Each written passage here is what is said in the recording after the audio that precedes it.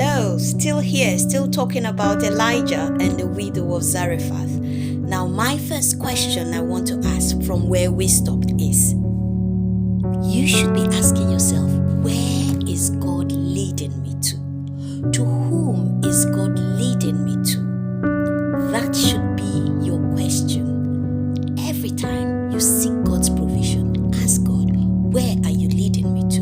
Or to whom are you leading me to?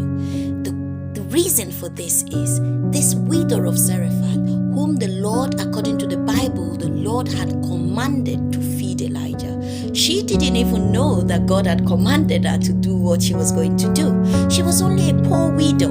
And when Elijah met her by the gate, Elijah asked her for water, a free, simple gift of life. But then, at that time, there was drought in the land. And how would Elijah ask her for water? There was famine, there was drought, there was nothing there. But even at that, when Elijah asked for that, she went to give the water, not knowing that this was her place of transition. She was moving from nothing to something. She didn't even realize that. She didn't know that Elijah was sent to her for her to feed Elijah, but at the same time for Elijah to do something in her life.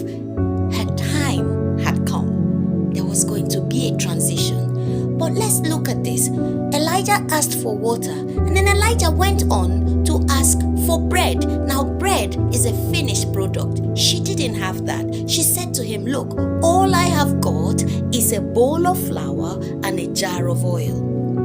What do you have in your hand? God provides he starts his miracle, he starts his provision with that little thing that you've got in your hand. Remember, during the time of Moses, he asked Moses, what have you got in your hand? And Moses said, it's only a rod. Yes, it looks stupid because God uses the foolish things of it to confound the wise. Now, do not mistake that little thing that you have to be rubbish.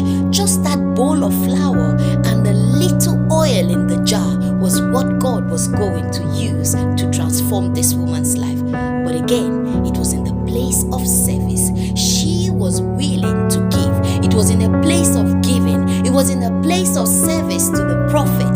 That was where her provision, her miracle was. Now, service is a very important thing. Giving is also a very important thing. These are the two things that the woman used, and her provision came. We are going to be continuing in this series. It's quite an interesting one. But for now, all I want you to hold on to is this question: where is God leading me to? And to whom is God leading me to? What have I got in